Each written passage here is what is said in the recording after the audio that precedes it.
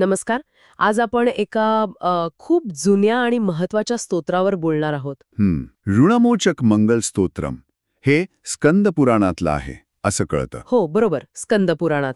याचा मुख्य उद्देश काय आहे, म्हणजे खास करून कर्जमुक्ती आणि धनप्राप्तीसाठी, यावर आपण आज बोलू. नक्कीच. यात मंगळ ग्रहाचं वर्णन कसं आहे, त्याचं महत्त्व काय, हे सगळं बघूया. आणि सुरुवात तर नावांनीच होते नाही का? अगदी. सुरुवातीलाच मंगळाची काही नावं दिली आहेत, जसं की भूमिपुत्र, पृथ्वीचा पुत्र, हो, आणि ऋणहर्ता म्हणजे कर्ज दूर करणारा, आणि धनप्रद म्हणजे धन देणारा. किती समर्पक नावं आहेत. खरंय. खरंच, या स्तोत्रात मंगळाची बरीच नावं आहेत. मगाशी म्हटलंस तसं भूमिपुत्र, ऋणहर्ता, धनप्रद, आणखी पण आहेत. हो, स्थिरासनो म्हणजे स्थिर आसन असलेला, महाकाय म्हणजे मोठं शरीर असलेला, लोहितो लाल रंगाचा, आणि लोहिताक्षश्च म्हणजे लाल डोळे असलेला, धरात्मश पण आहे. परत पृथ्वीचा पुत्र, कोज, भौ, भूतिदो म्हणजे ऐश्वर्य देणारा, भूमिनंदन, पृथ्वीला आनंद देणारा, अंगारक, यम आणि सर्वरोगापहारक म्हणजे सर्व रोग दूर करणारा. हो ना, वृष्टीचा कर्ता आणि हर्ता आणि सर्व कामना पूर्ण करणारा. एकाच देवतेची इतकी नावं आणि रूप, पण यातही ऋणहर्ता आणि धनप्रद ही नावं एकदम फोकसमध्ये येतात, नाही का? अगदी बरोबर, कारण ती थेट स्तोत्राच्या हेतूशी जोडलेली आहेत.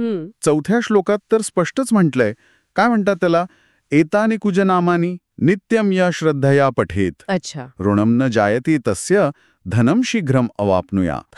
म्हणजे जो कोणी श्रद्धेने रोज ही नावं घेईल त्याला कर्ज होणार नाही. बरोबर, आणि लवकर धन मिळेल. वाव. मंगळ हा कसा म्हणजे ऊर्जेचा ग्रह मानला जातो, हो, थोडासा संघर्षाचा पण. हो. त्यामुळे कदाचित कर्जासारख्या मोठ्या आर्थिक अडचणींवर मात करायला जी शक्ती लागते, हो. जे धैर्य लागतं, तसं सूचित होत असावं. म्हणजे नावांमध्येच त्या देवतेचं कार्य, तिची शक्ती दडलेली आहे. खरंय. आणि फक्त नावं नाहीत, तर मंगळाच्या शक्तीचं आणि स्वरूपाचंही वर्णन आहे यात. हो हो, 5व्या श्लोकात आहे ना. हो. धरणी गर्भसंभूतम विद्युत कांती समप्रभम कुमारम शक्ती हस्तम च. म्हणजे पृथ्वीच्या गर्भातून जन्मलेला, विजेसारची कांती असलेला, कुमार रूपातला, आणि हातात शक्ती म्हणजे शस्त्र धारण केलेला. बरोबर. आणि पुढे 9व्या 10व्या श्लोकात तर त्याच्या प्रचंड सामर्थ्याबद्दल सांगितलंय. हो, ते तर खूपच प्रभावी आहे. तुष्टो ददासी साम्राज्यम रुष्टो हरसी तत्क्षणात. म्हणजे प्रसन्न झाला तर साम्राज्य देतो, आणि रागावला तर क्षणात सगळं हिरावून घेतो. बापरे. एवढंच नाही, त्याचा प्रभाव ब्रह्मदेव, विष्णू, इंद्र यांच्यावरही असतो असं म्हटलंय. विरिंची शक्र विष्णू नाम मनुष्याणाम तू का कथा. अच्छा, म्हणूनच त्याला ग्रहराजो महाबला असं म्हटलं असेल. हो, महाबली ग्रहराज. याच प्रचंड शक्तीमुळेच मग पठणाचे फायदे पण सांगितले असणार, बरोबर? बरोबर आहे. आणि फायदे अगदी स्पष्टपणे सांगितले आहेत. 6व्या श्लोकात काय म्हटलंय की जे हे स्तोत्र नेहमी म्हणतात त्यांना मंगळ ग्रहामुळे होणारी पीडा अगदी थोडी सुद्धा होत नाही. न तेषां भौमजा पीडा स्वल्पापी भवती क्वचित. कधीच नाही. हो. आणि 8व्या श्लोकात तर सरळ सांगितले की काय काय नष्ट व्हावं. कर्ज, रोग, दारिद्र्य, अकाली मृत्यू, भीती, क्लेश, मानसिक ताप. हो, हे सगळं नष्ट व्हावं. नश्यंतु मम सर्वदा. आणि पुढे 11व्या आणि 12व्या श्लोकात त्यात पुत्रप्राप्ती, धनप्राप्ती, दारिद्र्य आणि शत्रूंच्या भीतीतून मुक्ती. हो, आणि मोठं ऐश्वर्य, महती श्रियामाप्नोती असं आश्वासन आहे. हे सगळं या 12 श्लोकांमध्ये.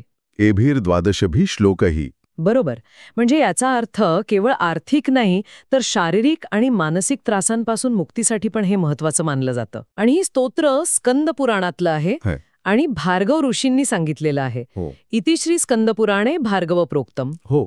म्हणजे थोडक्यात सांगायचं तर हे स्तोत्र मंगळाला आवाहन करून आपल्या आयुष्यातल्या अडचणींवर, खास करून आर्थिक अडचणींवर मात करायचा एक जुना मार्ग आहे. हो, तसं नक्कीच म्हणता येईल.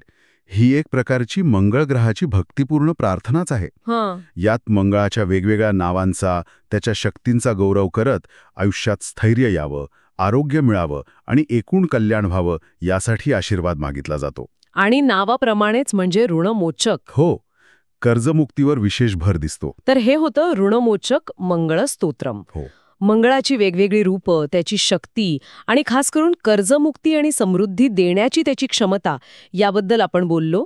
आणि श्रद्धेने पठन केल्यास काय फळ मिळू शकतं याचंही वर्णन यात आहे. या सगळ्यावर विचार करताना एक प्रश्न मनात येतोच की विशिष्ट ग्रहदेवतांना आपल्या आयुष्यातल्या कर्ज, आरोग्य किंवा संपत्ती यांसारख्या गोष्टींशी जोडण्यामागे काय सांस्कृतिक किंवा प्रतिकात्मक अर्थ असेल. खरंय. आणि श्रद्धेने असं पठण केल्याने अडचणींवर मात करायला एक प्रकारचं मानसिक बळ कसं मिळत असेल.